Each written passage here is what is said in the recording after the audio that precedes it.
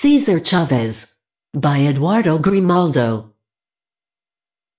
Background info on the person and pictures. Cesar was an only child. During his childhood, Cesar has attended 10+ schools because of the backlash his family had received. He didn't return to school after the 8th grade because his father was very ill and unable to work, so Cesar had to work in the fields in order to provide for the family. The career of Cesar Chavez was that he was a union leader and devoted his life for better treatment in the fields for the workers. Cesar Chavez believed that farm workers should be treated with better work conditions and better pay to help support their families.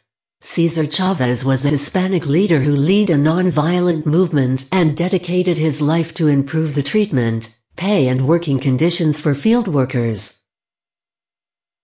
What law or societal norm did he or she break? Mexicans would be treated this way, or they would call the border patrol if they didn't listen.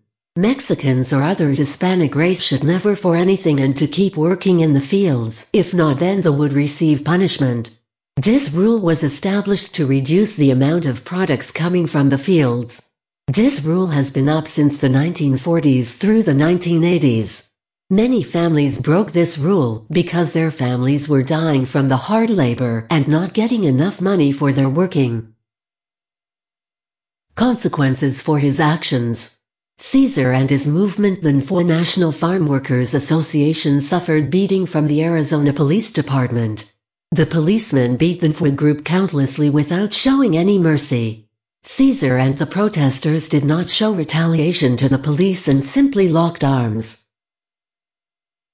Effects they had on society and the world. Cesar Chavez inspired many Latino workers to protest and demand for similar things that they needed to see improvement.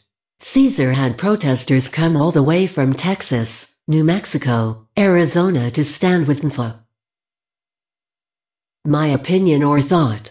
I believe that Cesar Chavez did the right thing because he thought for the people and saw how bad they were treated and was devoted.